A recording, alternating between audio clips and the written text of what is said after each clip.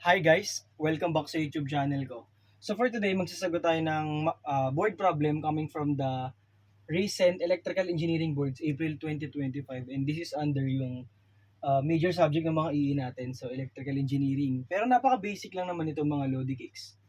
And try natin sagutan. And shoutout dun sa mga EE na nag-take nitong mga nakaraang araw. And actually, kakatapos lang ng boards nila and I hope maging engineers na kayo this April 2025 and I hope you all the best.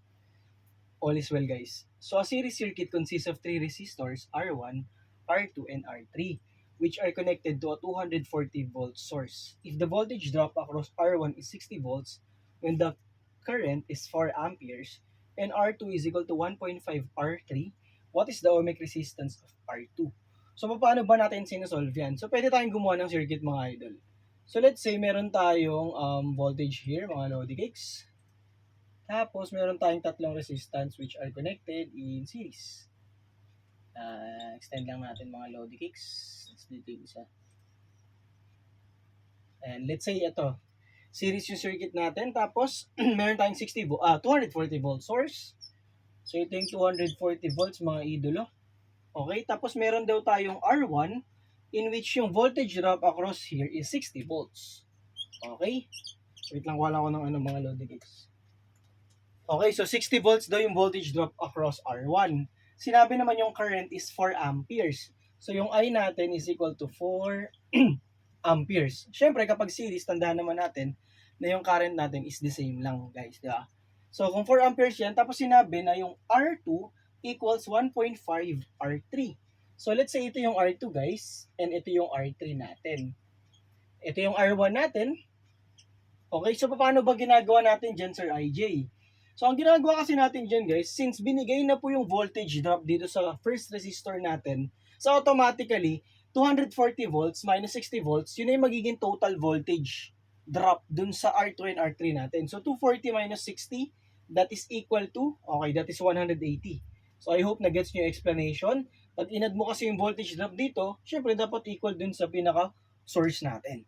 So 180 volts is equal to, paano natin kukunin yung voltage dito? So that is I, R2, syempre applying Ohm's law, V equals IR. Eh yung current naman natin parehas, or lagay natin as capital. So IR2 plus IR3.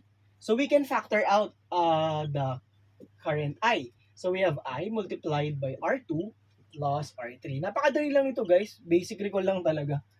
Pang physics nga lang din to eh. So 180 equals, ano yung I natin? Ang I na given is 4 amperes multiplied by R2, which is equal to 1.5 R3, para maging isang variable na lang siya, mga Lodi cakes, plus R3. So solving for R3, so that will be 180 divided by 4, that's 45.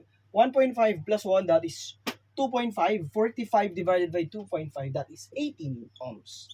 Kaya lang, yun ba yung hinahanap, Sir IJ? Ang hinahanap, R2. So R2 natin will be equal to 1.5 multiplied by R3. So that is 18 ohms. Kapag minultiply natin, that is 27 ohms. So the correct answer for this board problem is letter C. So siguro yung iba na luksam lang to, umiilaw na agad yung 27 ohms. So dapat double check nyo lang kung ano yung hinahanap. Kung R3 yan, 18 ohms yung sagot. Kung R2, 27 ohms. So for this board problem, the correct answer is letter B. So yan guys, sana marami pa kayo matutunan sa channel natin and maraming salamat sa mga patuloy na sumusuporta sa channel ni Sir IJ. And I hope you all the best. God bless you always, mga Lodi Cakes and engineers na next week. Thank you!